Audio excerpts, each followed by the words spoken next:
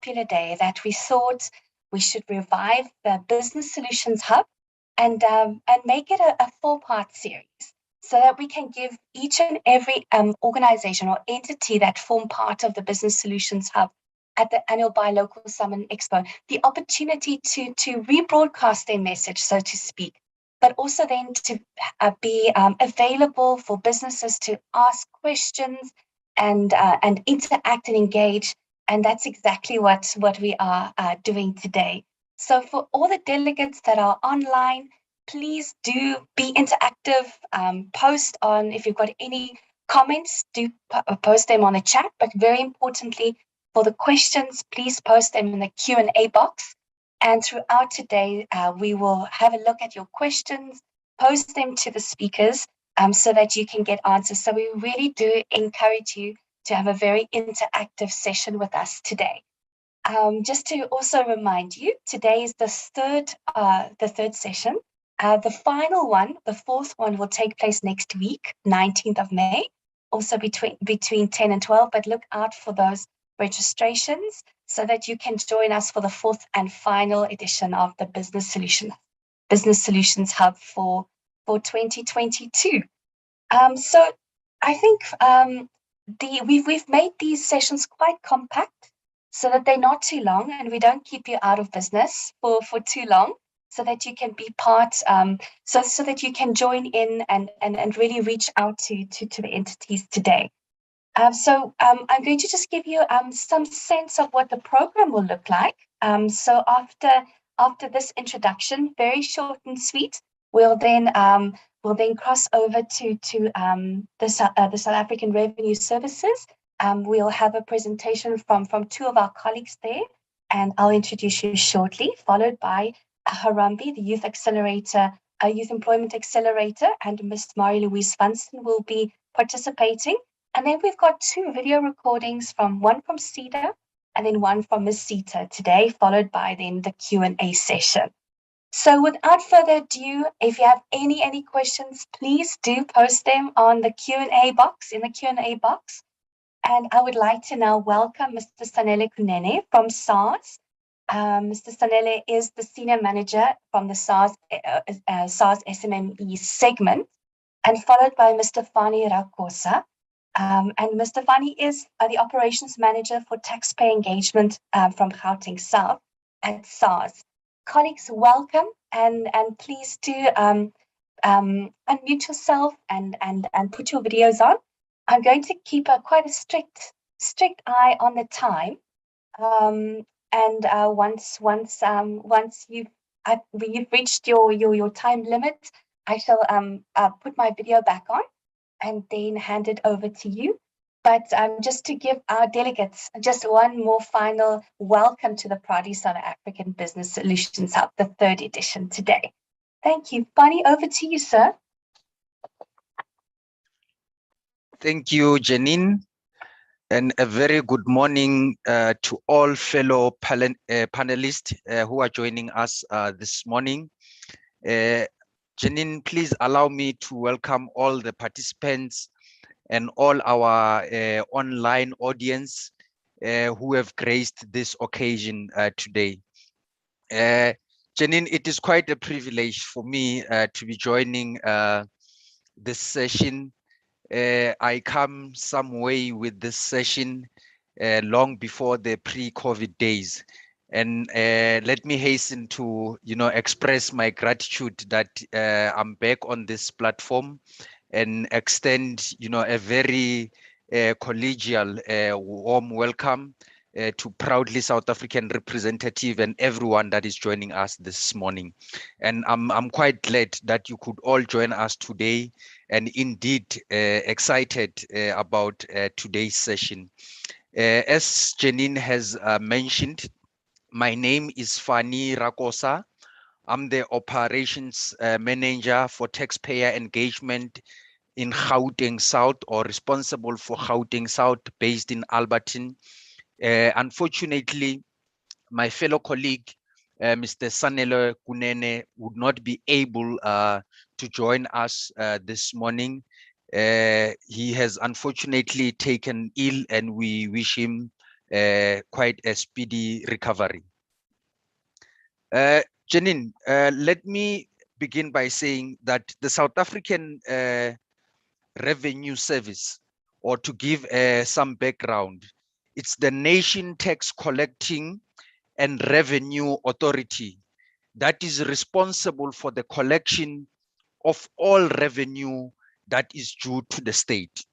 And part of our mandate, Janine, is to collect all revenue and to ensure that there is optimal compliance with all the revenue legislation. And how we aim to do this, Janine, we aim to achieve this by endeavoring to build a smart and modern SARS that has unquestionable integrity and is trusted by the public and the general taxpayer. Janine, you would remember that in 2019, when the new commissioner took over, there was an introduction of a new 5-year plan that SARS is currently undergoing. And in that 5-year plan, what was then introduced was that we introduced what we call our 9 strategic objectives. And in that 9 strategic objectives, Janine, I would want us and the audience to touch on or to maybe focus on the first 3 critical strategic objectives, which speaks to the larger public and which also speaks to the taxpayer in general. And these are the cornerstone of what this organization is built around. Firstly, as the South African Revenue Services, we want to make it easy and simple for taxpayers to be able to comply, because it is very critical when it is easy and simple for taxpayers so that they can be able to comply. And how we aim to achieve this? We aim to achieve this by providing taxpayers with awareness, as we are doing in platform of this nature that proudly South Africa has afforded to us. Provide them with awareness and clarity and certainty so that they are able to meet their tax obligation. What we have seen previously is that a number of small business entities tend to struggle or tend to face certain challenges when they have to meet their tax obligation.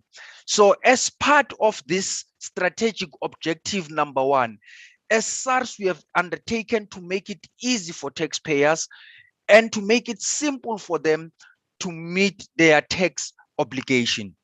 Secondly, what we also aim to do is that we want to create awareness, clarity, and certainty. So we are saying when individual and business taxpayers and traders engage with us or have an engagement with SARS, they must have a sense of clarity and a sense of certainty.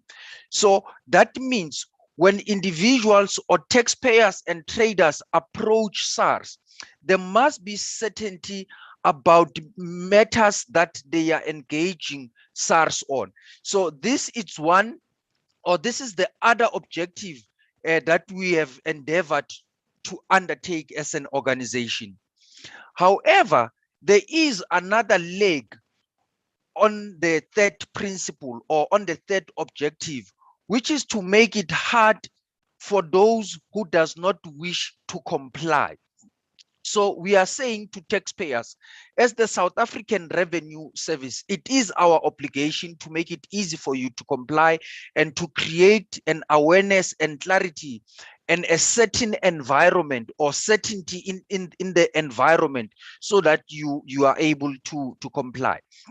And to give intent to this strategic objective, what we are also doing as an organization, we have put in place programs that speak specific to the business community and that speak specifics to the traders and not alienating any other component of the society. And as the organization, we have also strongly emphasized on the issue of unquestionable integrity, because what we are saying as an organization, our integrity should be beyond reproach. So in whatsoever engagement that you have with the South African services, we will always want to ensure that our integrity is admired, but not only admired, but we are a trusted entity, because you must remember that the mandate that we serve as an organization, it's a higher purpose. And what does this higher purpose mean?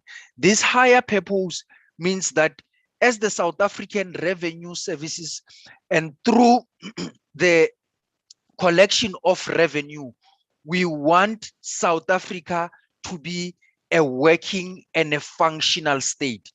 And what will allow us to do that is to collect all revenue that is due to the state. Yes, I would admit that there were challenges in the past, and I can assure the South African public that those challenges are being attended to. You would be privy to the revenue results that were released already on the 1st of April. That as SARS, we have met and exceeded our target by over 25%. And remember, this is coming on the backdrop of a struggling economy. It's coming on the backdrop of a devastating pandemic that has devastated the economic opportunities of the country. We know what we have went through as a country in the past 2 years. But as an organization, we are poised to welcome all of these challenges, and not only welcome all of these challenges, but to find ways and means, and through the work that over 13,000 of our staff is doing. And what I would like also to share with the public is that the South African Revenue Service, it's an organization that serves all South African public without any discrimination of any sort. So this organization is an organization that belongs to the South African public, and it is in a position to extend a hand and to assist the business community, and more so over the small business entities. And with this, we have a number of programs where business or small business entities can or are able to engage with us. They are able to access this through our website. We have educational programs that we are engaged in. We have outreach programs that we are engaged in. We have a dedicated unit that we call the taxpayer and trader unit, that on a monthly basis they do tax webinars on different tax types and for different audiences. And I would want to believe that some of the audience that is joining us this morning, they have been participating in some of these webinars, and through that I can assure you that we have accelerated and extended our footprint. And yes, we do know that COVID has affected the way in which we were used in doing business, but as an organization, we have never stopped engaging. And that is why you would know that we have extended our digital platforms so that we make it easy for taxpayers and traders to engage with us. We have created multiple of online platforms for taxpayers and traders. You know that taxpayers can engage with us via e-filing, via EasyFile, and other various online platforms.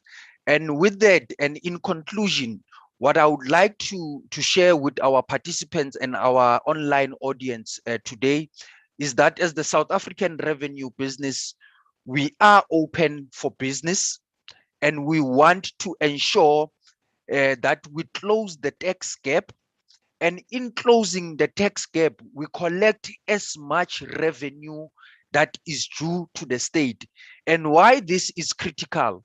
This is critical in that this is what allows us as a nation to build this country and to afford this government an opportunity to continue to serve and to provide the all necessary services to the public of this country. Panelists, fellow panelists, and participants who are joining us this morning, I would like to thank you for your time, and you are most welcome to continue engaging with us on this platform and all other various platforms that we have. We would be glad to take questions later this morning or early during the course of the day.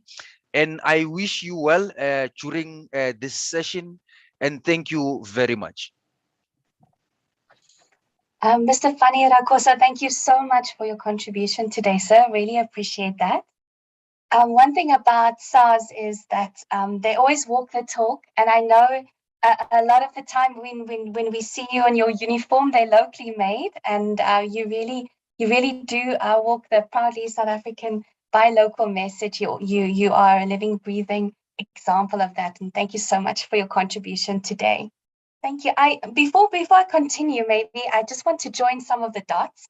So with Proudly South African, with a national buy local campaign, and we really lobby for the support of local manufacturers and service providers, and we do that with all spheres of society, and we work very closely with the public sector, and often how we do that is as we have an education drive that talks about asking the public sector to do the right thing, to designate or self-designate whenever they procure, which is very, very important. And we have a tool that talks to the work that we do in that sphere. It's called the tender monitoring function. So we monitor about 815 websites whereby government post their tenders, etc.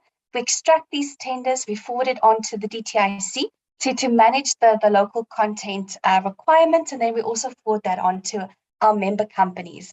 And what we also play with the public sector is very much connecting the dots in terms of ensuring that the mandate, the SARS mandate, gets fulfilled with our members. We make sure that we are the connection point to SARS. So we can't take over tax collection or anything like that, but we are playing very much a connecting, a networking and a connecting opportunity, and especially for our member companies then to reach out to SARS. And somewhere else where Proudly South Africans also is really is working quite hard to get the buy local message out is work we're doing with the private sector. And how we are doing that is we are connecting with various association bodies that then also have member companies or companies that they then assist. And what we do is we're accessing these companies to get them to buy local. And how we do that, we have a number of tools in place. And we've got portals on our website that talk to items that are of interest. And that is what we've had to play a very innovative role when COVID struck, so that we assisted as many companies as possible to keep their doors open. So we had a wonderful exercise where we partnered with SACTU, the Clothing Textile Workers Union, also the DTIC, Manufacturing Circle, and various other organizations, so that we could place all the CMTs, all the factories that were making clothing, we could steer them in the direction of making cloth face masks. And we opened up a portal on our website, and that has just opened up various other innovations and initiatives for us then to include other general PPE, medical PPE items, as well as furniture, which is our latest endeavor. And that's really just, it gives one the sense of where all the local manufacturers in that space, what it is that they're making. You'll be introduced to who the contact people are, the product, often the price of the product, etc., so that we could really assist and create another access to market opportunity for our member companies. And we also then started the market access platform, which is a procurement tool, a supply chain management tool to assist companies, corporate buyers, to then buy from companies that have been vetted by Proudly South African, that are eligible to utilize the Proudly SA logo on their products, etc. Because we've been told that a lot of new businesses that are entering the market are, can we trust these businesses, etc. So that tool was put in place to make it quite easy for companies to buy local from businesses that have been vetted by us as Proudly South African. So we know the product is made locally and it's also made of high quality. And that is what we do in the private sector. It's we present these tools to corporate South Africa to make it easy for them to buy local. If you are, I'm sure a lot of the companies joining us today are members of Proudly South African. So you have been vetted in accordance with our 4 key criteria, which makes you eligible then to carry our member logo on your product that qualifies, or then also on your marketing and corporate collateral. So just wanted to connect the dots in that regard. And we've got, at Proudly South African, we've got a very active membership department. And you can always, if you're interested in becoming a member, please do pop them an email. Alicia Logan is the membership manager, and she is available at info@proudlysa.co.za. And where I lie in the organization, I'm the executive that's responsible for strategy. So looking at localization strategies for specific industries. Also, I manage our stakeholder relations and legal.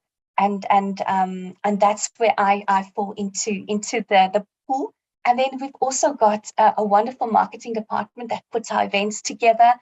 They manage our PR, and also they're responsible for consumer education, which is another way for Proudly South African to get the buy local message out. And our tagline is buy local to create jobs. And the consumer education then also trickles down to, like I said, events. And these events are really there for our member companies or for any business interested in being part of the buy local narrative. So a lot of companies, we make these webinars available.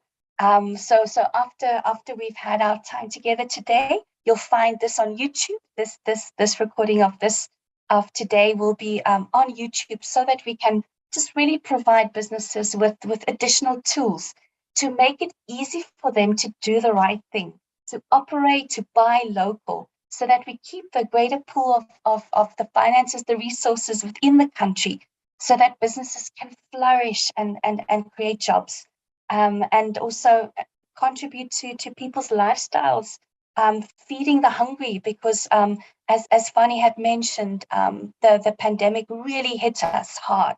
And not just that, we had the civil unrest last year, and also with the floods that have recently taken place. So it's very important that we do our bits as businesses to contribute to the well-being of the South African economy. So there has been a slight change in program.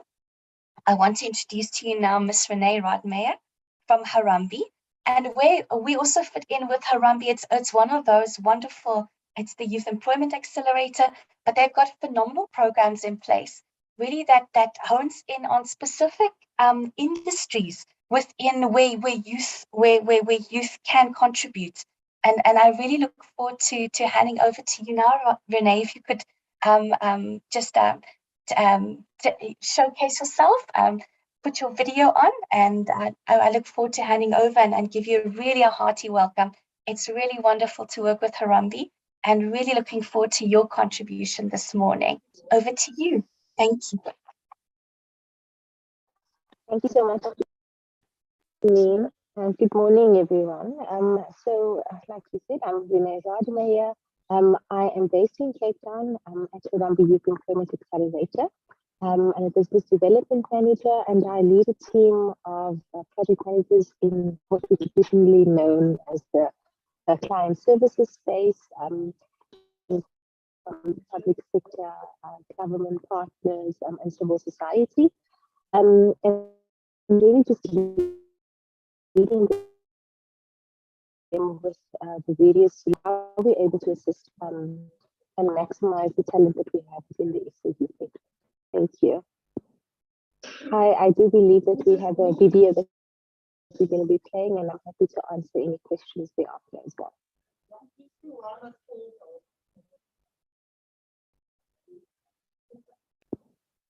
I do believe that we have a video that we're going to be playing, and I'm happy to answer any questions thereafter as well.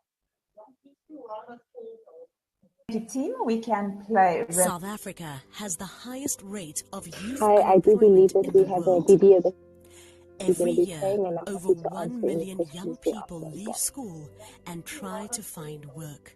Team, Most of them play. face South Africa has the highest rate of youth I do believe that we have a video that every year, over over 1 million young people leave school, expensive internet access.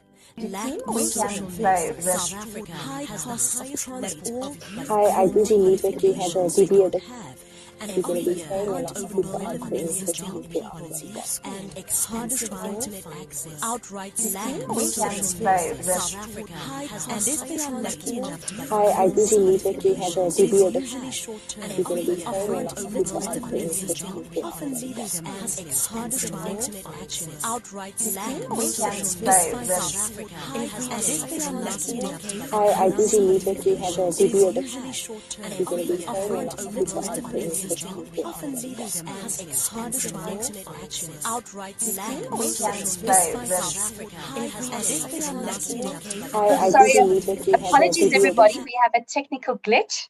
There seems to be a loop, Renee, with your video. So we are getting something that sounds like a bit of a rap song with the loop.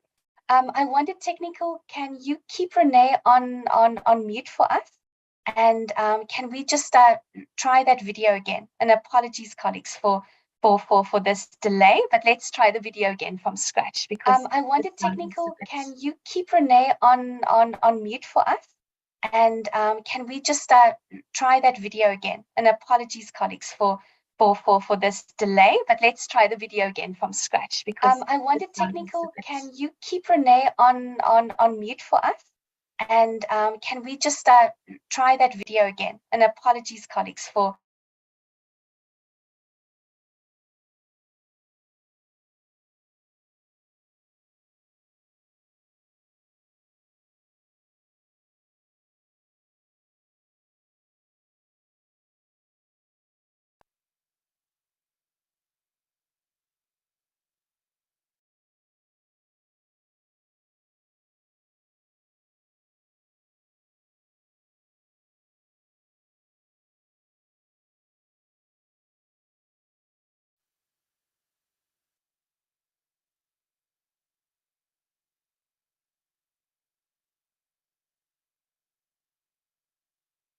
Team, we can play. South Africa has the highest rate of youth unemployment in the world.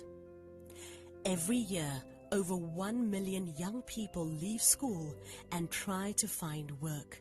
Team, Most of them play. face South Africa has the highest rate of youth unemployment in the world. Struggle. Every year, over 1 million young people leave school, expensive internet access. Lack of social South Africa has the highest rate of youth formal qualifications they don't have. Every year, over 1 million young people leave school and expensive internet access. Outright lack of social South Africa has the and if they are lucky enough to find formal qualifications, it is usually short-term, offering little stability job, often leaving them as expensive internet access. Outright lack of social South Africa If they are not educated for Harambee qualifications, it is usually short-term. We offer little stability with incredible resilience as the hardest of all. They are showing We can play South this. Africa. If they are not educated 10 years and 1 million, it is usually short-term. We offer little stability with incredible resilience as the hardest of all. They are showing Renee, I'm so sorry to cut the video, but unfortunately there seems to be a loop on the back end of that video, and so the sound is just you can't make out what is playing on the video. Renee, can I maybe put you on the spot, and could you maybe just talk to the work that you're doing without the video, and perhaps we can get the another copy of it, and then maybe give you even another. We can maybe even play it at the next Business Solutions Hub, or we can send it to the delegates that are on the call today without interruption, without that loop. Over to you. Sure, no problem. Let me speak to some of. Thank you. Let me speak to some of the points that are in the video, and we can share. They speak about the highest rates of unemployment in South Africa, and that of the 1 million young people that leave school entering the labor market, 2/3 are not in education, employment, or training. We also spoke about the barriers that young people face when looking for work, and the barriers to finding work for women are higher because of the additional household responsibilities.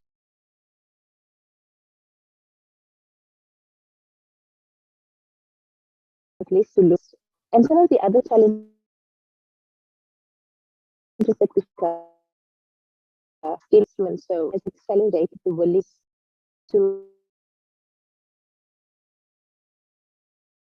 meaningfully address new job creation in growth sectors such as digital and tech space, agriculture, automotive, amongst others. And we can leverage those efforts by working with government, private sector, and young people to change the system. Learned that we need to find scalable solutions to help young people and find jobs.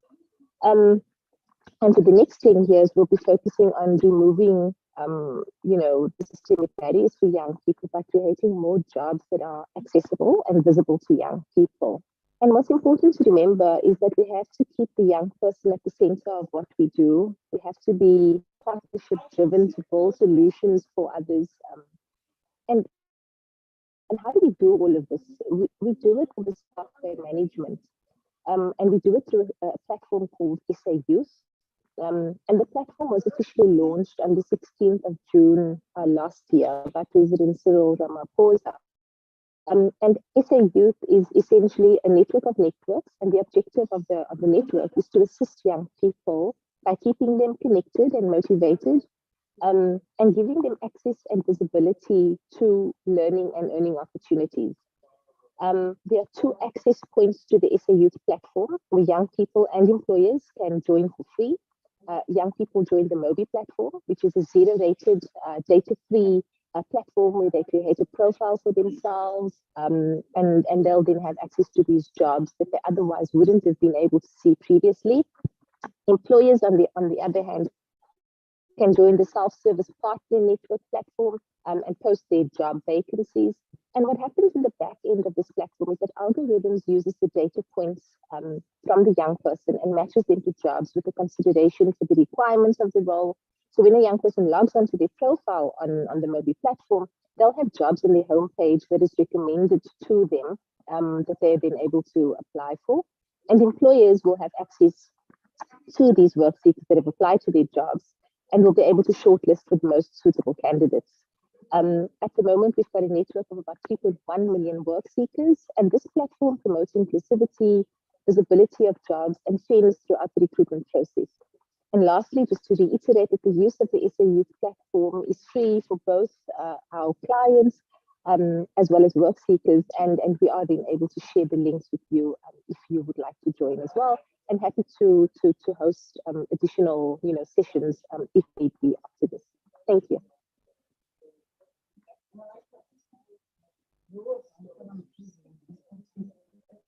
Renee, thank you so much. I'm sorry your video quality and the sound quality is not great today. But perhaps we can invite you to play your video, at the next Business Solutions Hub. Would that be in order?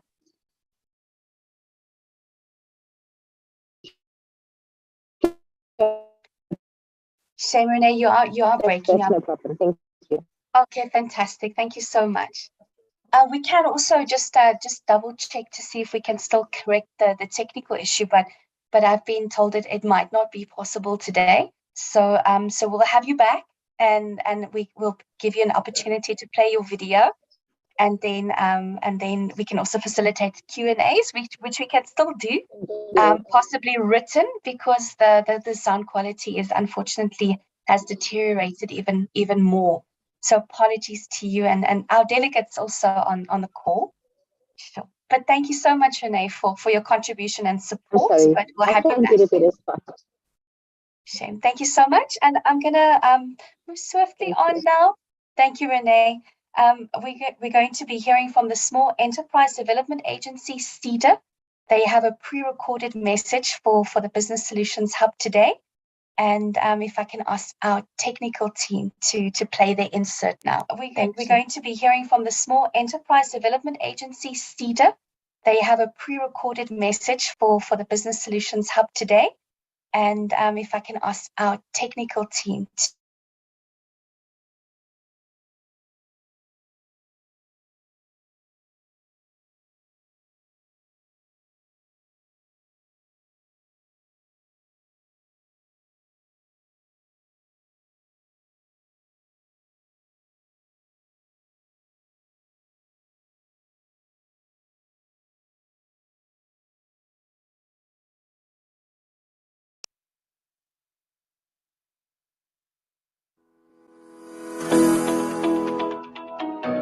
Having an idea has been linked to the switching on of a light bulb, and with good reason.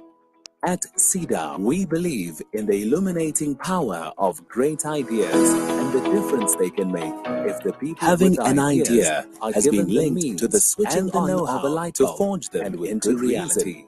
At SEDA, we believe in the illuminating power of great ideas with the great ideas that deserve having an idea has been linked to the switching on incubation program has for more than a decade been a source of light in the illuminating power of great ideas with the great ideas that deserve having an idea has been linked to the switching on incubation program has for more than a decade been a source of light in the illuminating power of great ideas with the great ideas that deserve having an idea has been linked to the switching on incubation program has for more than a decade been a source of light in the illuminating power of great ideas with the great ideas that deserve having an idea has been linked to the switching on incubation program has for more than a decade been a source of light in the illuminating power of great ideas with the great ideas that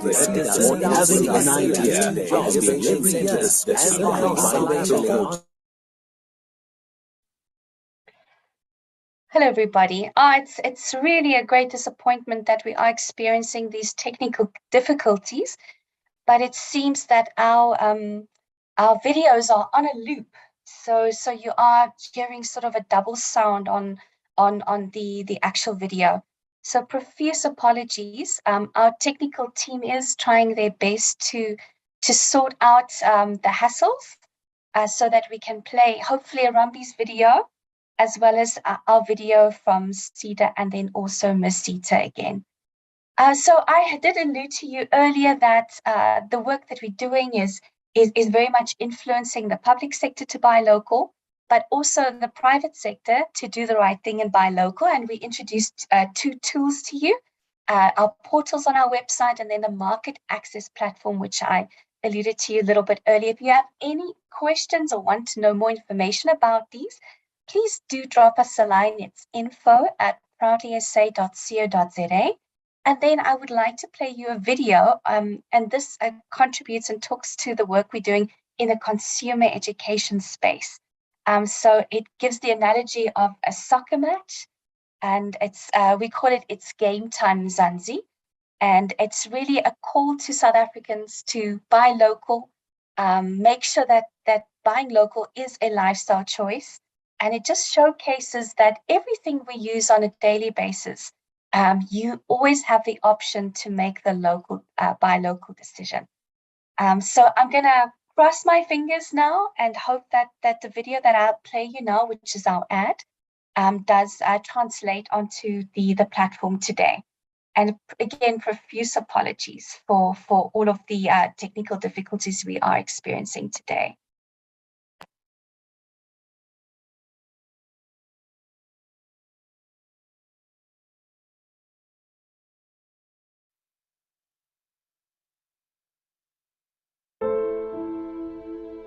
The second half is about to begin.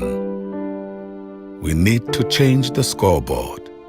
It's time for all of us to pause and rethink the game plan in order to save the future. I call on all of us to be game changers because greatness isn't reserved only for some people. By buying local, we're choosing to create jobs and sustain the ones we have. Time and time again, South Africans have taken destiny into their own hands, creating products that the rest of the world wanted to buy. See, the world remembers about us what we sometimes forget, but it's time for change. Let's all buy local. It's game time. Zanzi. Local is lekker! Your everyday decisions shape our future.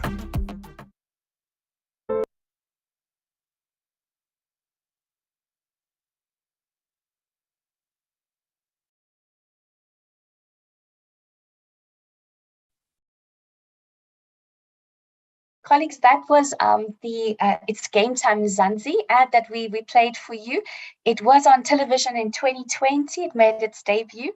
And again, we as soon as budget allows, we do play it as much as possible on participating networks. So we work very closely with SABC as well as DSTV to bring you those ads and to make the Proudly South African messaging very, very popular and well known.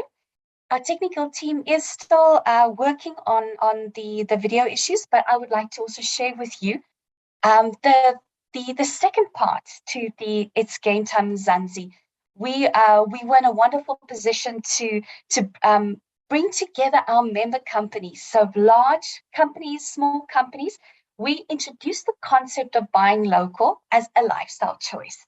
Now, the second part is to actually introduce South Africans to actual brands that are local, and it's companies big and small. So the moment you put your foot out of your bed in the mornings, everything you touch, everything you consume can be a local product. And we took the initiative and we paid for these ads. It's called Living Lacquered Locally, and it introduces you to our member companies. So that you know which brands to look out for when you do make your purchasing decisions as a consumer. So I'm going to be playing Living Like Locally. There are two parts to it, part 1 and 2, and I'll be playing those ads for you now. And please enjoy.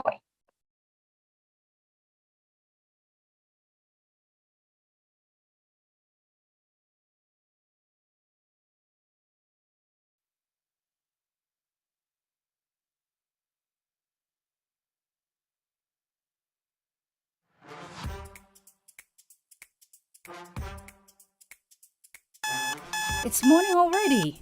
Let's do this live thing. Forgot to unpack my new Sheet Street fleece last night. Can't wait to use it tonight.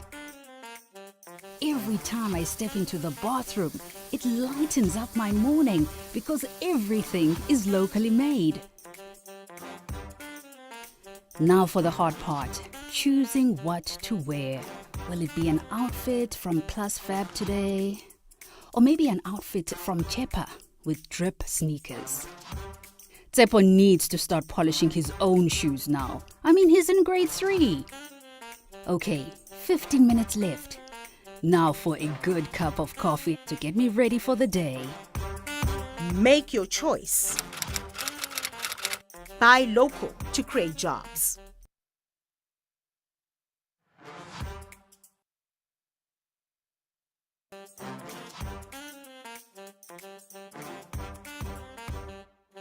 Hubby wanted to clean the garden and at least paint one wall with Olympic paint. I wonder if we could still do all that today. By the way, that X-Tree is also made locally. He also promised to go window shopping for those amazing DeFi products I want for our new home. I need to book my boss's flights for that garden route tour he wants to take his clients on. Can't wait to cook hubby's favorite meal when I get home. Some chicken and veggies it is. We'll down that with wine and beer. Yummy. I can hardly wait. And of course, my favorite part of the day, a nightcap, as I watch my favorite content on television. Come on, Mzansi. Living lekker locally is a lifestyle. Good night, South Africa. Buy local to create jobs.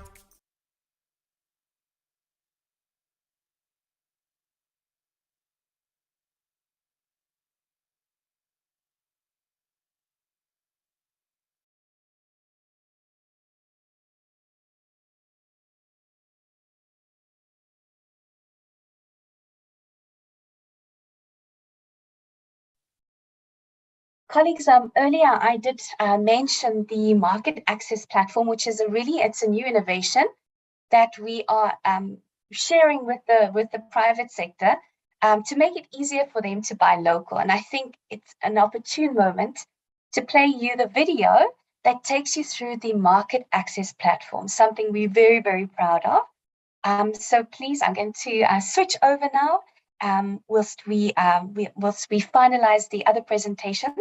So it gives me great pleasure then to introduce the Proudly South African's market access platform.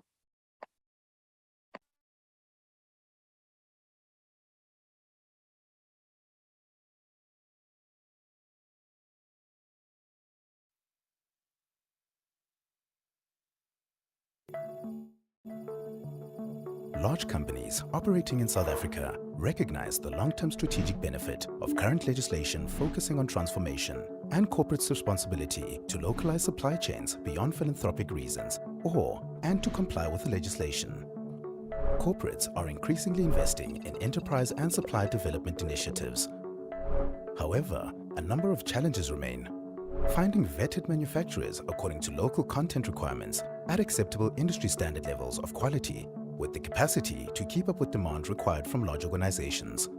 Finding high-performing, transformed suppliers across all categories, bridging the gap between buyers' expectations and suppliers' capabilities, and suppliers' over-reliance on limited key accounts.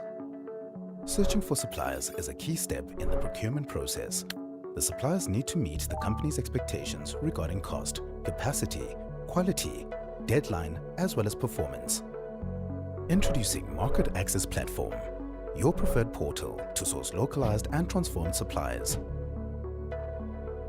Market Access Platform, MAP, is an online portal that influences localization and transformation.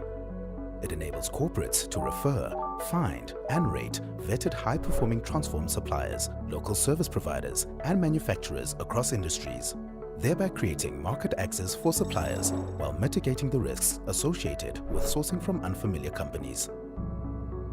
Buyers are able to find reliable and vetted localized and transformed suppliers, refer their high-performing transformed suppliers, local manufacturers, and service providers to MAP, thereby enabling them to grow and become more competitive, advertise procurement opportunities, support the growth of their own high-performing suppliers, increase competitiveness in sourcing, reduce the cost of sourcing, rate services received from suppliers, view the socio-economic impact of their commercial activity with selected suppliers, and record and monitor their localization procurement commitments. Suppliers are able to increase their visibility in a cross-industry marketplace, find other suppliers to procure from, and view tenders when published. Benefits and unique selling proposition. Buyer benefits. contribute towards a localized and transformed supply chain, retain and create jobs, enable the sustainability of suppliers by creating market access opportunities, and contribute to the growth of the economy by favoring local manufacturers and service providers by increasing local demand. Supplier benefits, corporate visibility, gauge client satisfaction, B2B opportunities, buying from other suppliers, and attend proudly South African events and be exposed to the collective National Buy Local campaign, calling on both private and public sectors, as well as consumers, to procure locally. We are therefore calling on corporate South Africa to review and secure procurement practices and give preference in all cases possible to companies that are manufacturing locally. Utilize MAP to influence localization and transformation. Refer and find high-performing suppliers. Advertise procurement opportunities. And record and monitor localization procurement commitments. Market Access Platform, your preferred portal to source localized and transformed suppliers.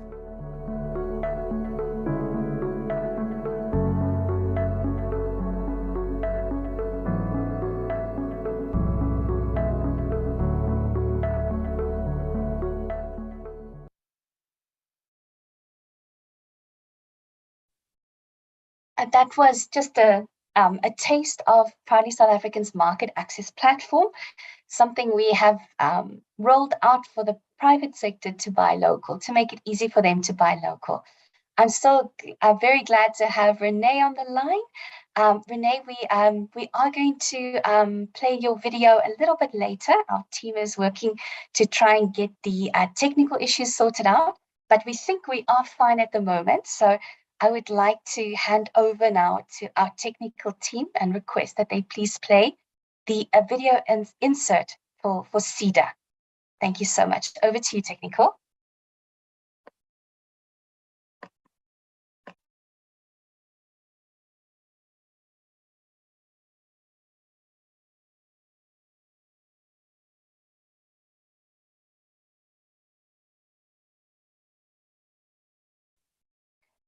Our technical team, there's no sound.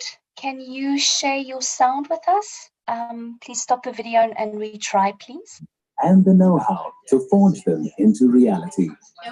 We believe South Africa is full of passionate and innovative entrepreneurs with great ideas that deserve to see the light of day. The SEDA Incubation Program has for more than a decade been a source of light in the darkness for many young entrepreneurs. Currently, SEDA supports over 72 incubation centers across South Africa to create entrepreneurial wealth to the tune of around 800 million rand annually. This translates to creating on average 2,300 new jobs every year, simply by enabling entrepreneurs with innovative ideas to keep fanning the flames of their bright new ventures. Anybody with a viable business idea or any registered small, micro, and medium enterprise that is struggling to grow can approach any of the SEDA-supported incubators nationally for business incubation selection. The SEDA-supported incubators are comfortable, professional co-working and co-creation spaces full of color and energy, where like-minded entrepreneurs can share their ideas, contacts, and expertise. If your business idea is selected for incubation, SEDA will assist in providing the needed skills and knowledge for product development and to open up markets for your unique innovation, always with increased profitability and growth in mind. SEDA's goal with incubation is simply to help South African small enterprises grow to their full potential in order to employ more people, create new wealth, and enter new markets with cutting-edge products and services. At SEDA, we are in the business of opportunity. We are in the business of hope. Supporting an innovative business idea is to shine a light of hope, innovation, and prosperity on South Africa's entire emerging economy. At SEDA, we encourage entrepreneurs with bright ideas to contact us for support. Together, we can make a difference to make South Africa shine with entrepreneurial innovation.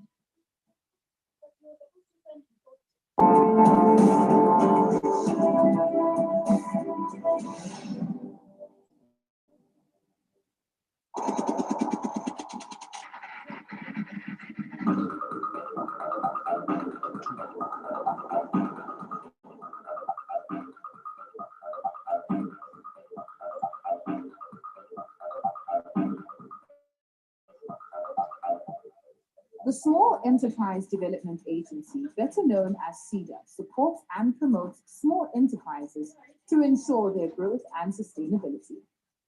The agency's non-financial services are provided in collaboration and partnership with other stakeholders that consist of 72 incubation centers and is made possible through the SEDA network of 9 provincial offices and 53 branches nationwide.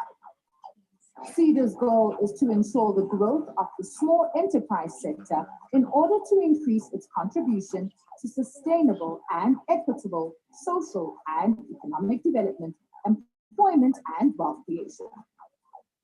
The services to entrepreneurs and cooperatives include access to information and advice, business development, training and mentoring, sector-specific incubation and technology transfer, as well as development programs. SEDA offers the following programs and services: SEDA Enterprise Development Tools, National Gazelles, Women Enterprise Coaching Programs, Incubation Programs, Technology Transfer Fund, Export Development Program, Supplier Development Program, Quality and Standards, Empretech Program, Basic Entrepreneurial Skills and Development, Entrepreneurship in Schools, and the Cooperatives and Community Public-Private Partnership Program. A comprehensive range of business growth-orientated programs provided by SEDA enables qualifying SMMEs to access other programs and interventions. The program objectives are vast and range from aiming to develop and enhance management competencies of owners and business managers to the sharing of experiences and the exchange of information that is made possible in an environment that is conducive for the establishment of networks. The entrepreneurship of the South African technology community is strongly supported and assisted through a 3-year incubation program designed to strengthen technology commercialization.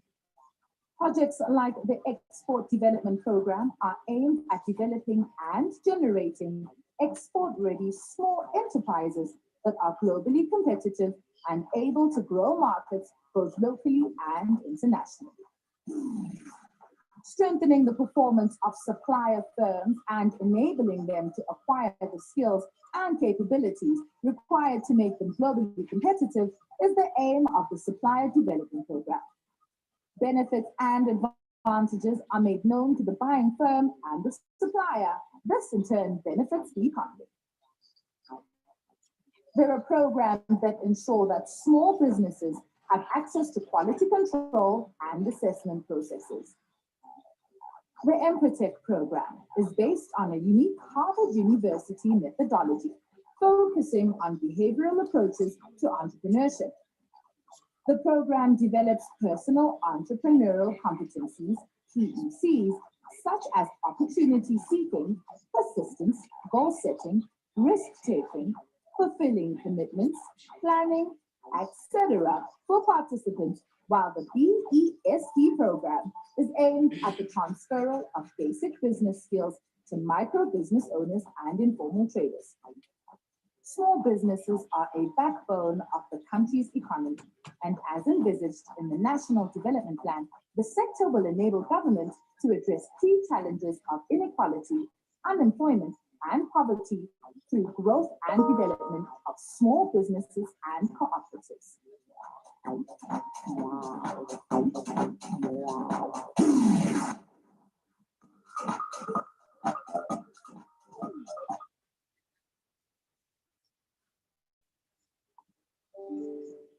Thank you so very much for those two amazing and high quality videos. We really enjoyed looking at them.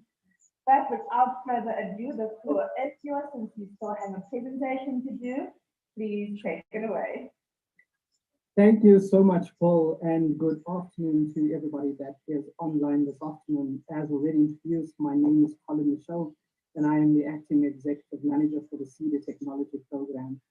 Now, we all know that South Africa is in a peculiar stage at this point where there's a lot of jobs that need to be created, and we ask ourselves quite often, how are we going to get to the point of creating the number of jobs that we need in the economy?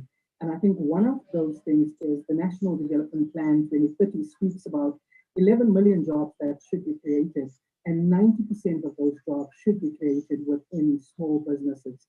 We also know that, multinationals are not able to give us the number of jobs that we want, especially when we look at sustainable jobs.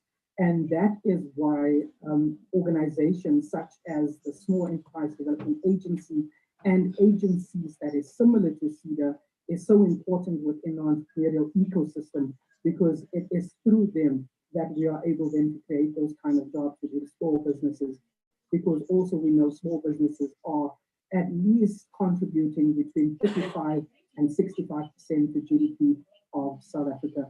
Ladies and gentlemen, thank you so much for joining me, and I'm going to take you now through my presentation.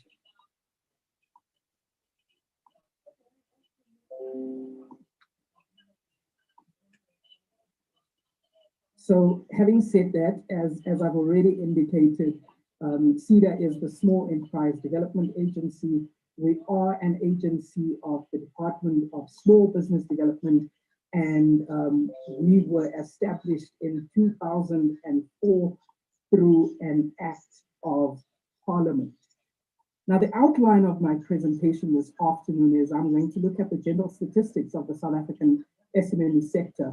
I'm also going to look at SEDA's background, our mandate, our vision, mission, our key programs, strategic intent, strategic themes, our execution capacity, our offerings, our programs, our TEP programs, our provincial network, and then I will go into what we call the SEDA Technology Program, and that is where we have our incubators, as well as our quality and standards unit, as well as our technology transfer systems. So let's look at the general characteristics of the SMME sector in South Africa, or entrepreneurship, just at a glance. South Africa's official unemployment rate in Q3 was sitting at 34.9%. The rate of unemployment among youth, which is between ages of 15 and 24, is sitting at 64.4%. Our annual percentage of new entrants who will not find employment is sitting at 60%. That is quite alarming, and it is indicative that we need to look at other means of creating jobs within the country. As I've said, our multinationals, our big business would not be able to give us the sustainable jobs that we need for every South African that is of age to be employed. South Africa's established business ownership rate has increased from 2.2% in 2017 to 3.5% in 2019, but it is still far below the average of the overall African region and for developing countries in Latin America, which is sitting at, we're sitting in 2019 at 3.5%. Our entrepreneurial activity has almost doubled from 7.5% in 2017 to 14.3% in 2019, but that is in the age group of 45 to 54. People's fear of failure in entrepreneurship is high, and that has increased to 49.8%. So half of people that actually took the survey said that they were, fearful of failure if they had to start a business. Our ease of doing business ranking for South Africa compared to higher ranking African economies, we are sitting at 84th out of 190 countries. I think we have definitely regressed, and that is not good for the country. So we need to look at how do we make sure that we do away with red tape and assist entrepreneurs in the entrepreneurial ecosystem in South Africa. Just a little bit of background on SEDA. In 2004, the National Small Business Amendment Act 29 of 2004 establishes SEDA as an agency under the DTIC by merging the SICA Enterprise Promotion Agency the National Manufacturing Advisory Center, or NABAT, and the Community Public-Private Partnership Program. In 2006, the SEDA Technology Program is established by merging the Fordisa Trust and the National Technology Transfer Center. In 2008, the Small Enterprise Support Function of the South African Quality Institute, or SAQI, and the technology-related activities of the Technology for Women in Business, or TWIP, were incorporated within the SEDA Technology Program. In 2009, STP was fully integrated into the SEDA structure, and in 2014, SEDA's mandate and functions were transferred from the Department of Trade and Industry and Competition to the DSBD, or the Department of Small Business Development, in tandem with the establishment of the Ministry for Small Business Development. What is our mandate? We look at the implementation of policy for national government for small enterprise development. We also design and implement a standard national delivery network. So the same type of service that you would find in Gauteng, you must also be able to find that definite same type of service in Lusikisiki in the Eastern Cape. And that must uniformly apply throughout the Republic in respect of small enterprise development, integrating all government-funded small enterprise support agencies across all spheres of government. We also design and implement small enterprise development support programs. So our vision is to be the center of excellence for small enterprise development in South Africa. And I'm going to go through our values. We are there to nurture, to assist with innovation. We have to be customer-centric, and we need to behave or conduct ourselves responsibly so when we assist entrepreneurs within the entrepreneurial ecosystem. Key programs in relation to SEDA strategic objectives. So we've got promotion of entrepreneurship. That is very important for us, where we give advice, we disseminate information, we analyze and support the implementation of the small enterprise development policies and programs provided. It is also customized and general non-financial business support services. SEDA is a non-financial entity. SEFA, the Small Enterprise Finance Agency, they are responsible for financing entrepreneurs in the country. So we look at access by small enterprises to financial and non-financial resources. We're looking at SEDA interventions for capacity building, products and services accessed by small enterprises, as well as international and national market access for products and services of small enterprises. Just to give an idea, we had a group of ladies that attended what we call the She Trades Conference in Zanzibar. This happened last week. There's a group of entrepreneurs that will be leaving for Kenya on Sunday or Monday. And then we've got another group leaving for Ghana for the Ghana Food and Wine Trade Show. So that means that we as SEDA have to look at how do we make sure that we assist entrepreneurs with access to markets. Also, we cannot do this alone. So it is important for us to collaborate with other role players as an ecosystem facilitator. And then the growth and sustainability of entrepreneurs is really what is important to us, that we know that after our interventions, entrepreneurs and SMEs are sustainable and they grow. So what is SEDA's strategic intent? We are, and we've really looked at this quite closely, our township and our rural entrepreneurship program. We need to strengthen informal businesses, localization through targeted import replacement and support the utilization of local services. My colleague this morning, Z, he spoke quite broadly on localization, so that is something that we definitely look at. We've got clients such as Porsche M that we've assisted to be able to get market access. And last year she was the best newcomer in clicks for her product that she's put on the click shelves. Also access to finance and markets by SMEs and cooperatives, and consolidating the SME SA database as a single point of entry for small business development in South Africa. So our strategic themes, these are the themes that we look at: economic recovery and reconstruction, localization, township and rural entrepreneurship. We look at business viability as well as our shared infrastructure. Harlan, for the interruption, this is your 3-minute heads up that you only have 3 minutes there. Thank you so much. You know, it's such a huge task, but if there's questions, I will happily take it later on. We can hear you. Thank you. Some of the programs that we run in the organization, we've got our manufacturing support program. business viability, enterprise and supply development. New ones that came on board is our localization program, the Youth Challenge Fund, where we are assisting young or youth entrepreneurs with funding, as well as the non-financial assistance in terms of, pre and post investment, as well as our township and rural entrepreneurship program and the She Trades program that we are currently running for female entrepreneurs. I think I've spoken a lot on that. Let me go to incubation. So what is a digital hub? Because what we have in incubation is we've got 3 different types of incubators. We are running digital hubs, we are running technology-based incubators, and then we are also running what we call centers for entrepreneurship and rapid incubators. Centers for entrepreneurship and rapid incubators is sitting within institutions of higher learning, which is our TVET colleges and universities.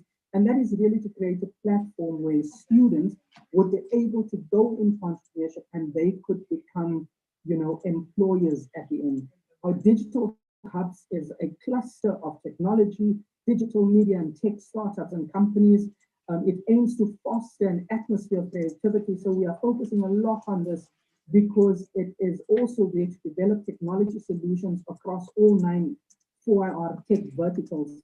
Now, those tech verticals would be big data analytics, autonomous robots, simulation, horizontal and vertical system integration, to where we get to augmented reality. I think I'm not going to go through this. That's just models that we have. Then we've got quality and standards where we look at management systems, we look at product testing, and we look at product design. So we would pay 90% of the cost. You as the client would pay 10%. If it is a quality and standards intervention, we pay 100% of that specific cost. So product testing, management systems, product and packaging design, productivity and lean manufacturing we look at. We've got our innovation forums. We do intellectual property and matching and training. We also have technology transfer where we give a grant, and that's the only grant we have in the organization, of 1.2 million rand for a new technology that you would like to acquire.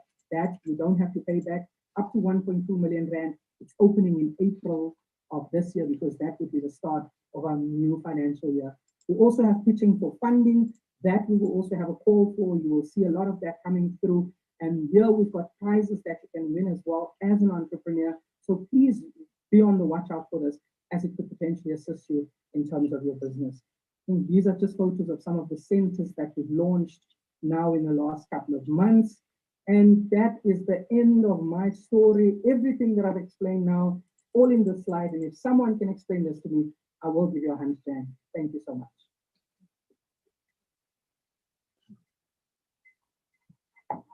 I could do it, Colin, but 100 rand, that is really not worth it. You're going to have to do better than that.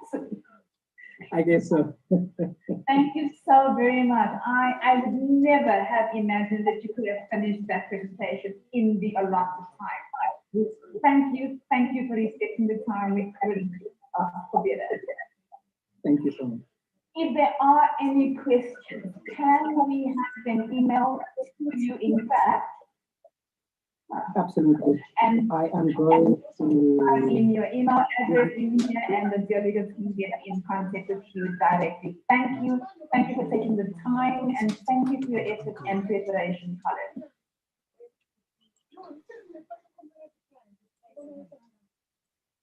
Hello again, everybody. That was a recording that we played for you that was broadcast at the Buy Local Southern Expo, Pali SA's event, on the 16th of March. So that was very, very informative.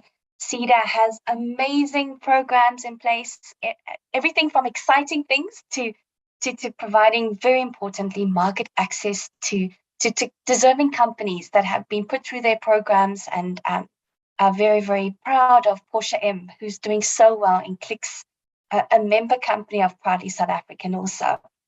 I'm so thrilled that we could get the videos to work. So, I mean, we all joined. We welcome Murphy. Murphy must be put to bed right now. So we're thrilled that we could reload the videos and play them for you today. So next on the program is merSeta, who's the Manufacturing, Engineering and Related Services SETA. So very, very excited to also be sharing with you their recording that that was part of the Buy Local Summit Expo, the Business Solutions Hub on the 16th of March. Please do stay tuned. We're still doing our Q&A session a little bit later.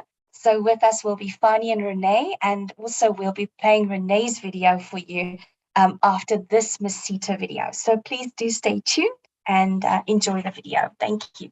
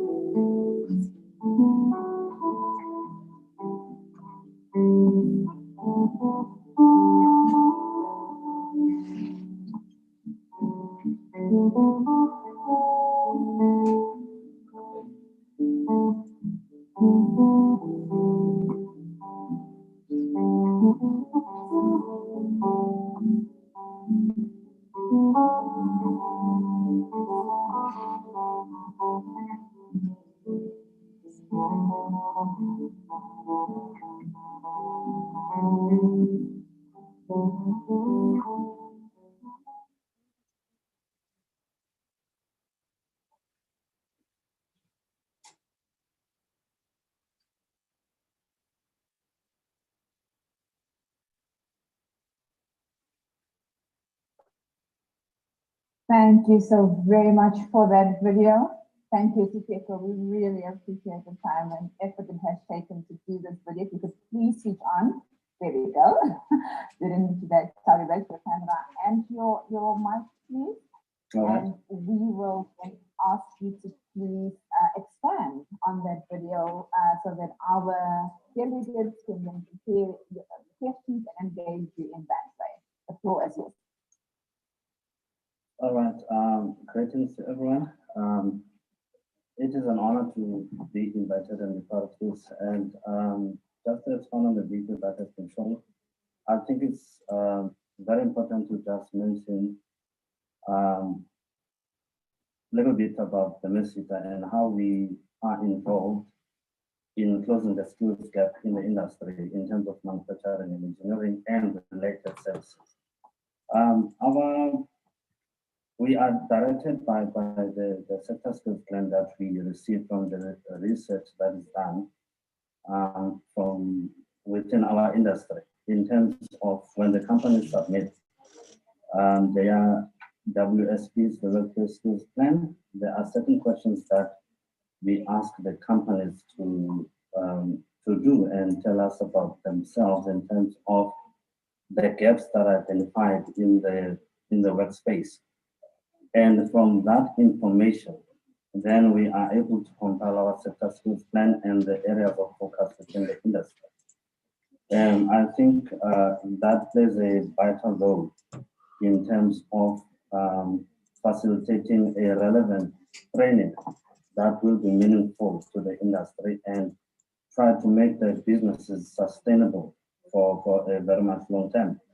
And as we have these subsectors, your plastics, the tire, the auto manufacturing, the motor retail, the metal engineering.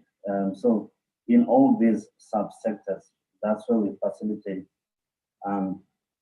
our trainings, and that is driven by all these plans that are coming from our industry when they are submitting their WSPs. And we thought that it is not going to be just easy for us to really drive the skills development within our industry, in our sector. So I thought I need to mention that because it is a very vital point, because at the end of the day, we cannot be involved in training and development with trainings that are not relevant to the industry to help the industry meet the international standards. And as we know currently that even technology evolves and we need to keep up. So, and the best way to do that is to make sure that we have relevant trainings in place. And even a business itself, if it sticks to what it was doing 5 years ago or 10 years ago, and not trying to improve the processes and other methods of doing things, then it will stand in the same place and will be overtaken by other businesses that are upskilling their employees and improving on their processes and methods of doing things. So yeah, so I think I had to make mention of that. And also, we as the merSeta, we are having projects that are run by head office. And also within our grant application processes, we have an opportunity for companies, organizations, NGOs to submit their proposals or funding application based on their need. And that will obviously go through some verification and then check if the feasibility of what the organization or the companies they are applying for in order for us to assist them to reach their goals and eventually contributing to skills development in our country. And all these kind of trainings, they assist in businesses. Yeah, so that's my that's what I wanted to add on to that video. So, and I don't want to take much time. I would allow for some questions. I can't hear you, Hal. Rookie mistake again. All right. So sorry about that. I was just saying thank you so much for that, and thank you for expanding on the video. Yes, we do have a question from Makosazana. Is this paid for by these industries? This is quite amazing and really necessary for many industries, and I agree totally with Makosazana. But to answer the question, is this paid? Can you please repeat that? Your line was a little bit breaking. Is this paid for by these industries? You have spoken about the skills development and Oh, okay. All right. Okay, so what is happening is that in our industry, okay, just a little bit explain in terms of where the money is coming from. The companies in our industry, they contribute to skills levies. They pay what we call skills levy, or I can say skills tax. And then all that pool of money is what comes to us, and we give companies, organizations, even TVET colleges, universities to apply for funding. So all this money that we are utilizing to fund or to conduct the administration, it comes from the employers, from all the companies that are paying skills levies.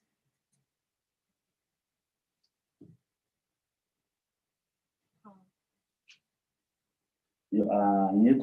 I promise you, I unmuted. It's not me. I promise you, it's not a rookie mistake. Thank you. I saw a thumbs up, and I'm sure she's very happy with your answer. I do not see any other questions. Delegates, are there any? Oh, are there any other questions? We have one question from Sakela Marinda, who says they do apologize that they just joined, that they didn't hear this. How do they apply for funding, and is there a link? Can you please repeat that? Your line, I'm not sure if maybe it's your earphones for. Yes, please can you, by means of thumbs up, can you hear me by any chance? I did have like earlier on. No, thumbs up. Okay. So one. Okay.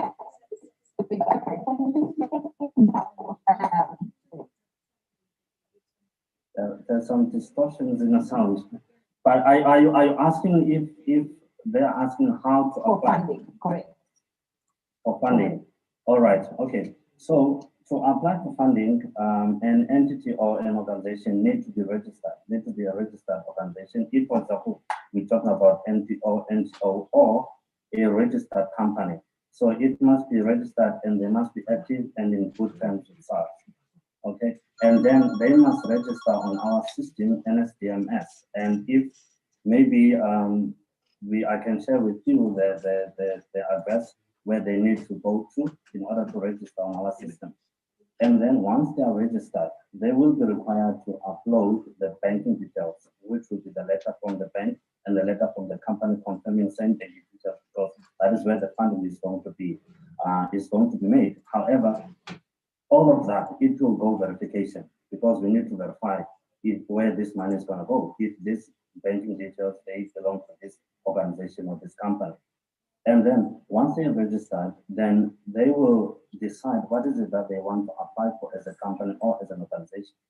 And after having applied on our system, nsdms.merSeta.org.za, that application goes through a verification process where we check what the company or the organization has applied for is relevant within our sector and how is it going to contribute to our vision. We understand in closing the skills gap. And then if we see it that it is doable and there are means of making sure that the goal is reached, then we will recommend it as a region, starting with myself as a client liaison officer, and then it goes to a regional manager up to head office. And then once it is approved, then other processes are entailed in the MOA, Memorandum of Agreement, which is the contract between the merSeta and the organization. So to apply, you need to be registered on our system. It is also, the link is also available on our website at merSeta.org.za.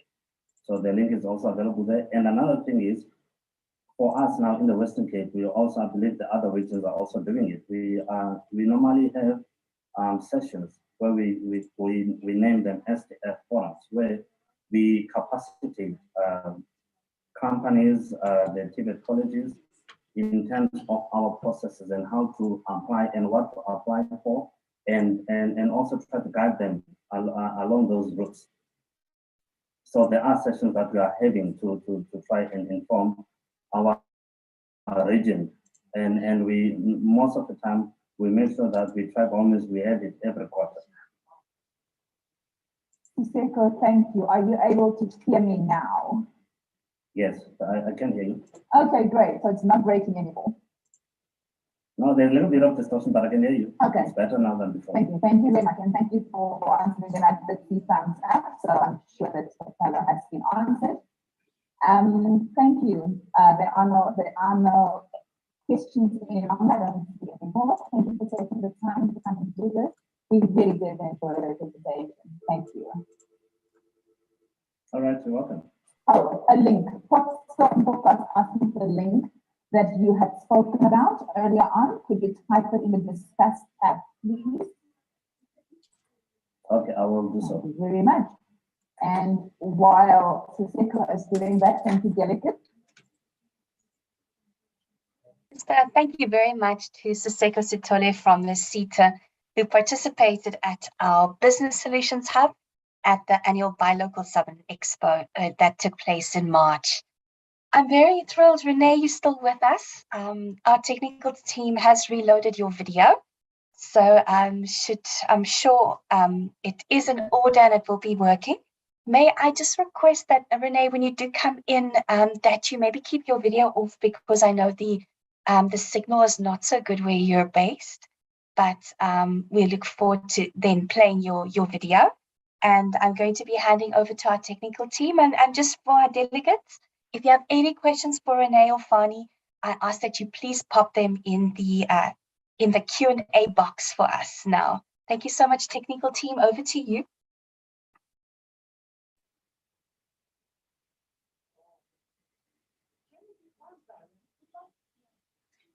The team we can play. South Africa has the highest rate of youth unemployment in the world.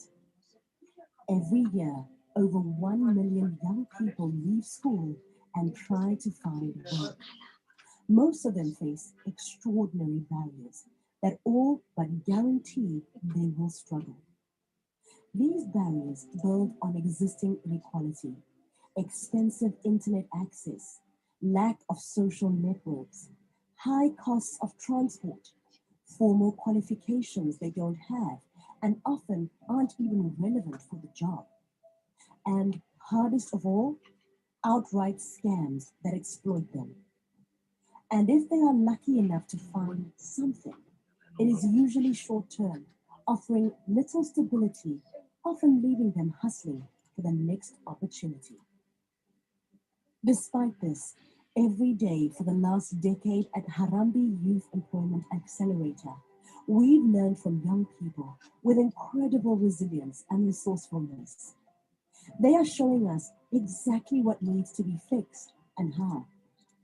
10 years and 1 million people later, we and our partners have learned so much. We've learned that there's no straight line from learning to lifelong earning anymore. Young people today are far more likely to zigzag in and out of a series of short-term jobs and hustles. That is the future of work. We've learned that it's possible to create new jobs for young people by focusing on the right sectors, even in a low-growth economy. We've learned that for employers, inclusive hiring actually improves performance and progression. But our biggest learning is that all of this is still not enough. In our second decade, we set our sights on a bigger goal, breaking the barriers themselves. How? By working with our partners in government and the private sector to build a better system. We call it pathway management. This happens through a network called SA Youth. Young people join for free, search opportunities nearby, and get personalized nudges for resources to help them right away. There's a toll-free line if they need to talk to a human, and the platform is zero-rated, meaning high data costs don't keep anyone out.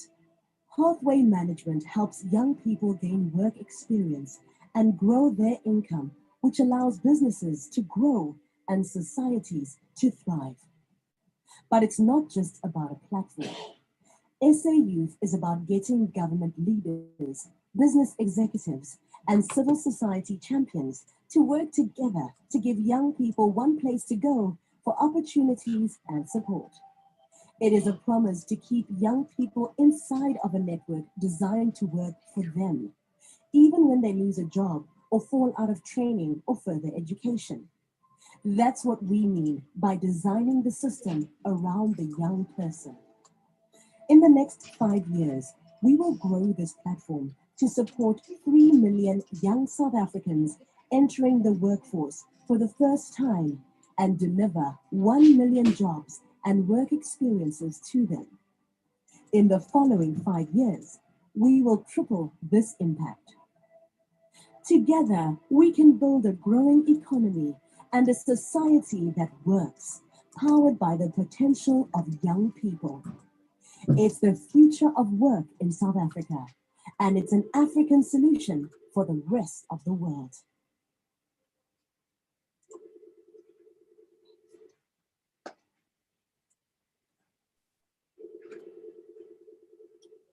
Thank you very much, Renee. There you are. You can switch on your camera and your mic, please. Then switch on. I hope I said on. Thanks so much. I think I'll leave my... Thanks. Good afternoon. Good afternoon, Renee, and welcome. Thank you. Good to be here. Thank you very much. Thank you. Thank you for taking the time to prepare that video for us. We really did enjoy it, and I'm sure the delegates did as well. I'm going to ask if you have anything to add to your video before we jump on to questions and answers. I do. I think it's important that after seeing that video, we set a little bit of context, and so I would like to add a bit more. Thanks. So you would have heard that South Africa has the highest rate of unemployment And of the 1 million people leaving school and entering the labor market every year, 2/3 are not in education, employment, and training. And we heard about the barriers that young people face when looking for work. The barriers for women are higher because of the additional burdens and responsibilities that they carry. So they have less time to look for work and at a higher cost. And some of the other challenges that we face is that South Africa invests significantly in its skilling and education systems with a low return on investment, i.e. no jobs to show for it. COVID-19 has accelerated the willingness across sectors to meaningfully address youth unemployment as a crisis, and prospects for new job creation does exist in growth sectors such as agriculture, the automotive industry, digital and tech, amongst others. And we can leverage off efforts by working with governments, the private sector, and young people, to change the system. So over the last 10 years, Harambee has learned that we need to find scalable solutions to help young people find jobs.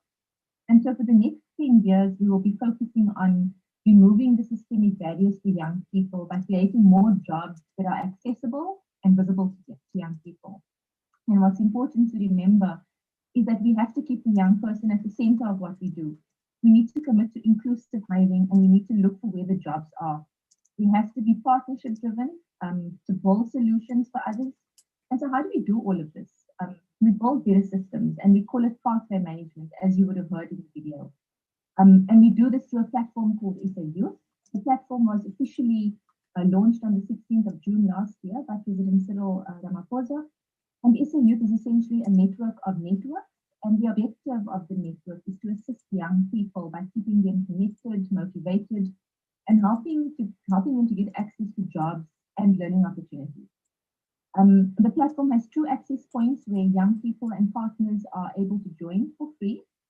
Young people join the Mobi platform, which is 0 rated and data free, where they create a profile for themselves and will have access to jobs and learning opportunities.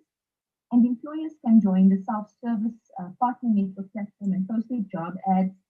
And what happens in the back end of the platform is that algorithms uses the data points of young people and matches them to jobs with a consideration for the requirements of the role. And so when a young person logs onto their profile on the Mobi platform, they have a list of jobs that they're able to see on their homepage, which they've been recommended. And employers will have access to work seekers that have applied to their jobs and will be able to shortlist for the most suitable candidates. SA Youth also has a network of 3.1 million work seekers, and the platform promotes inclusivity, visibility of jobs, and fairness throughout the recruitment process. And then lastly, just to reiterate that the use of the platform is free for both employers and work seekers, and we're then able to share the links to these platforms with you. So thank you. Thanks, Paul. Thank you, Renee. Thank you for that. Thank you for adding that, and that was really important. We do have a couple of questions from Claiborne Appis. Thank you so much for the question. As a startup focused on a minority group, and this being the deaf community, how can I partner with Harambee to create employment opportunities for the deaf youth? Well, that's a good question, and I suppose the first answer or the first point would be to join the platform and make visible these opportunities for these young people. We do have a network of young persons living with a disability within our network, and that has been a focus for us since the beginning or since the middle of last year. The platform is a self-service platform, right? And the data that we get from young people are self-reported data. And so the challenge for us was, amongst others, was first of all identifying, whether or not the young person has a disability, what kind of disability, and that sort of thing. So we've been working really hard to get that data. But then at the same time, working with employer partners or clients rather to understand what their needs are, what the reasonable accommodation is for young people living with a disability. So absolutely join our network, and we can have a conversation around how we make these jobs visible and get young people, to join and apply for that. Thank you, Renee, and thank you, Claiborne. I hope your question was answered. I think, Renee, you're very eloquent in doing that. Patience is asking, as a small business owner, what are the steps one should take to create employment, and how? yeah, I mean, again, we've you know, also just a new sphere that we're in learning about small businesses and what their needs are. And I think the platform creates the opportunity for small business owners to post their jobs, have a conversation with our team around, you know, what can we do? How do we work together to create these jobs for young people? So I suppose that's the first step. We are delving into, you know, lots of other areas, micro enterprises, the gig economy, and that sort of thing. So absolutely ready to have a conversation with us. Thank you so much. Renee, Jonathan and Jennifer, if you can't hear you, I can hear you perfectly. Jonathan, perhaps it's something on your computer. Please, if you just check that. 10 Delegates. Harambee, what is Harambee's definition of a young South African? So the definition of youth in the country is between the ages of 18 and 35. And so that's the focus, that's our mandate. But the platform is open to all to apply. Of course, because we're a funded organization, we'll only be able to report on youth that have been placed in certain opportunities. But I mean, as an employer, if you want to hire somebody through the platform that has joined, that is over, you know, the age of 35, you are able to do that as well. Thank you for answering that. And just as I don't see any more questions, but it is a request for the links and website for the network, if you don't mind. Absolutely. I'll post it in the chat as well. Yeah, please if you post that. Okay, Delegates, thank you for your questions. Renee, thank you. You were part of the workshops yesterday, you were part of the business solutions today. Thank you for the time. We really do appreciate it.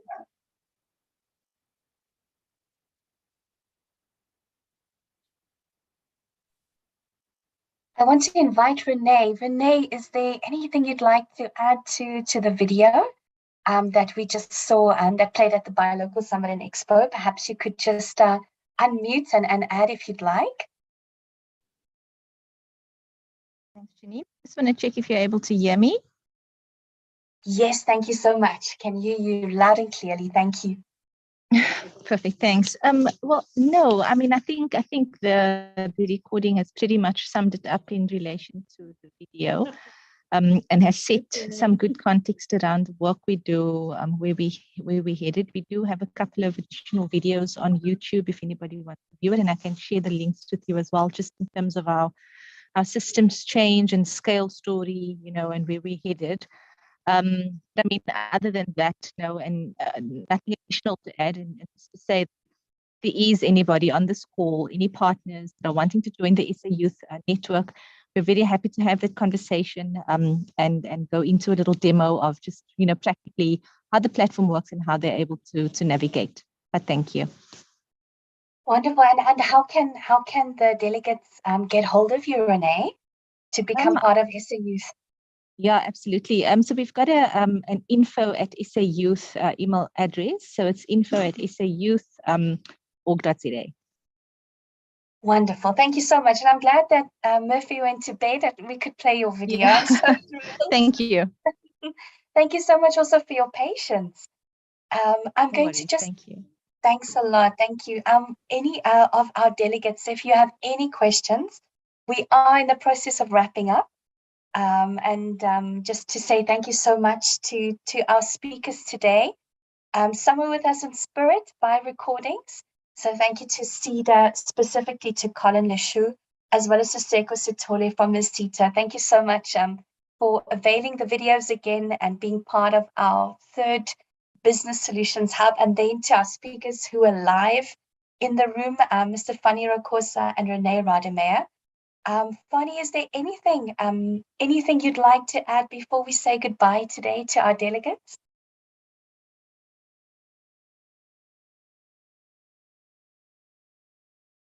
No, I don't. Are you there? Wonderful. Thank you. You're on mute. Sorry, Fanny. My apologies for that. Thank you, Janine, and thank you to the fellow panelists.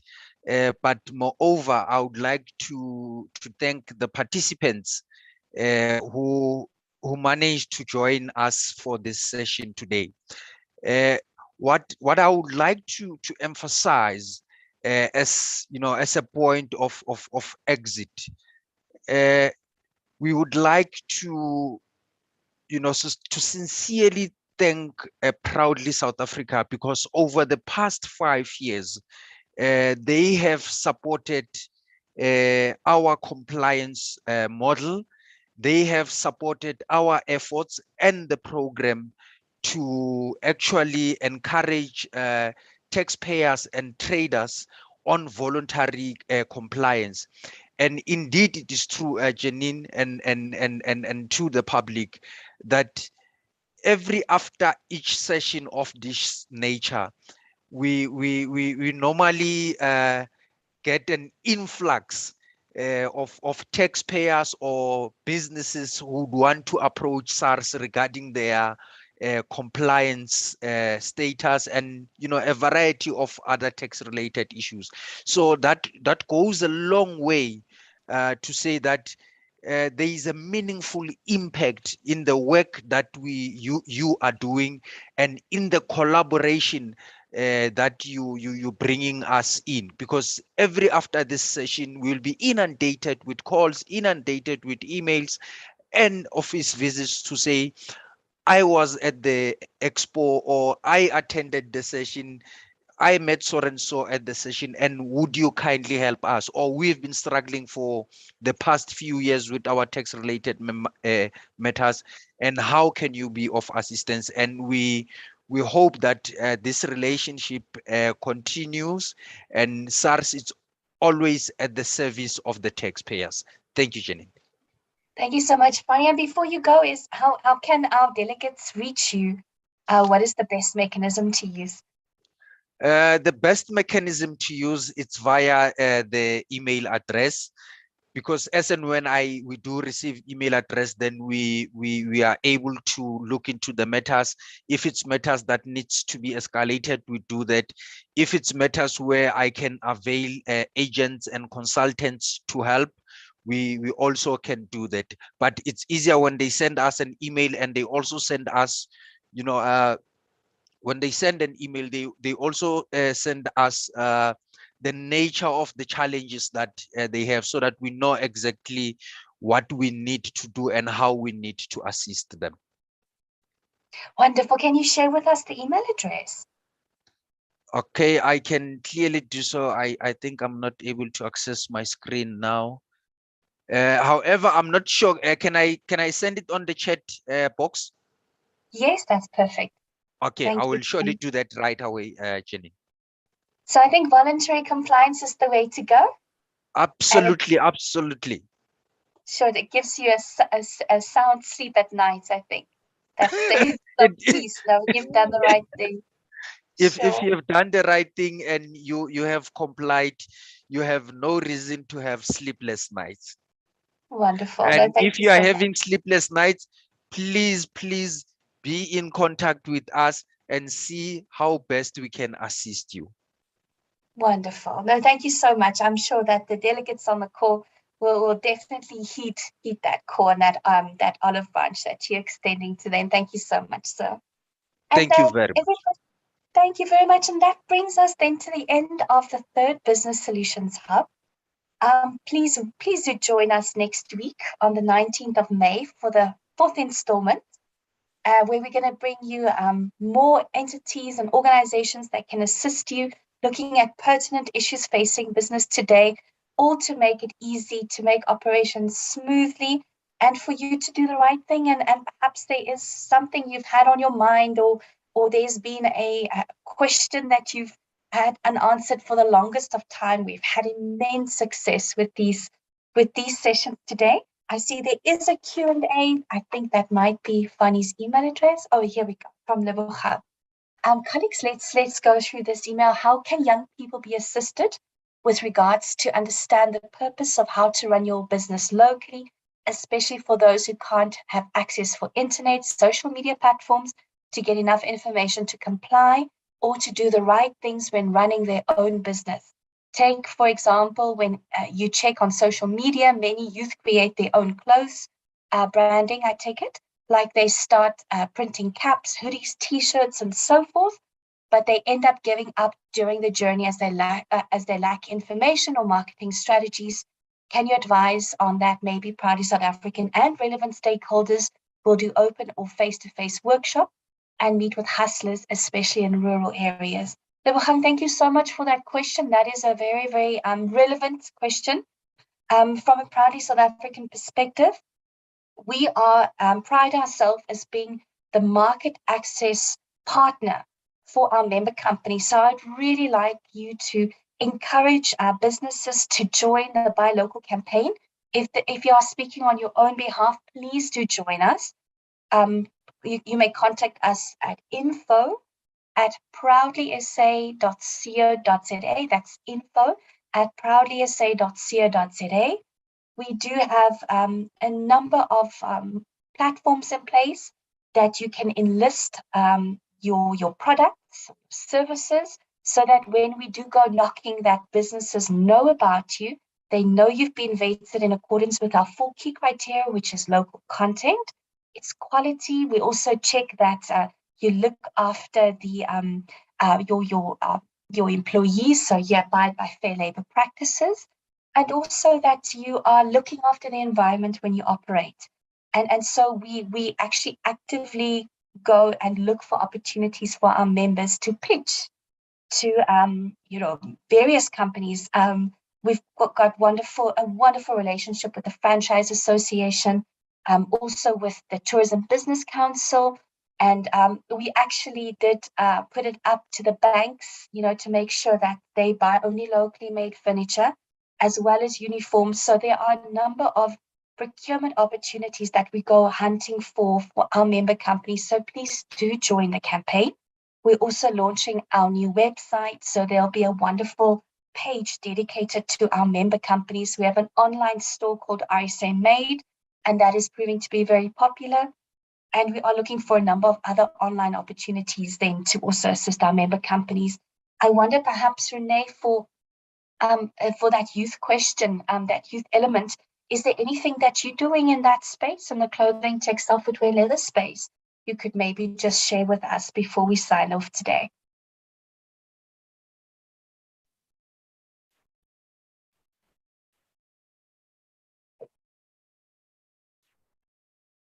Renee, are you there? Could we test your sound?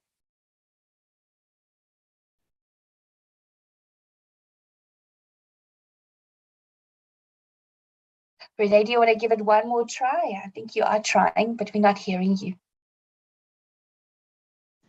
Hi, can you hear me now? Yes, I can. Thank you.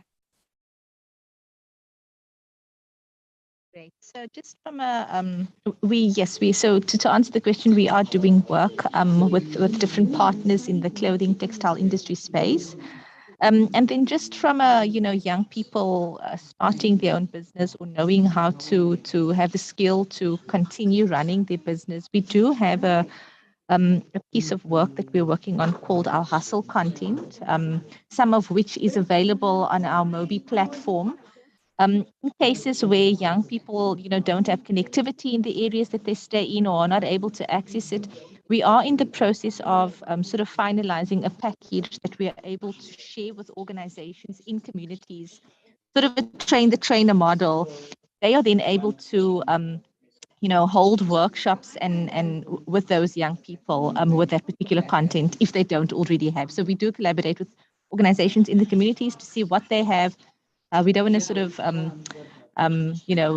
duplicate the wheel or anything, but where we are able to share content and information, we do so that they're able to run these sessions for the young people. That's wonderful. And just that email address again, is that info@sayouth.co.za? info@sayouth.org.za. info@sayouth.org.za. Fantastic. Thank you so much. Everybody, thank you very much to the delegates, to all the speakers. I see there's another question and we do have time. Wonderful. William, you said, good day, everyone. If we are interested in partnering with you to take workshops to our rural communities, is it possible? and what is the requirements. William, I think pop us an email, info@proudlysa.co.za. You can make it for my attention. It's Janine van Straten's my name. And we'll most certainly chat with you about possible opportunities. We do work with civil societies to ensure that we, take part in whatever programs you have available, maybe even set up something for your community. We'd most definitely be open to that consideration. And I think also communicate then with Harambee on that possible opportunity, because I think there is some wonderful nuggets there that we can share and share the platform alike. Thank you so much, everybody. All the delegates, thank you for joining us. Speakers, thank you so much. Do remember, tune in again on the 19th of May. Watch out for those links. Please register and join. And we look forward to hosting you again and seeing you then again next week. Do take care, and remember, make the right decision, buy local to create jobs. Thank you very much, everybody. Have a wonderful day.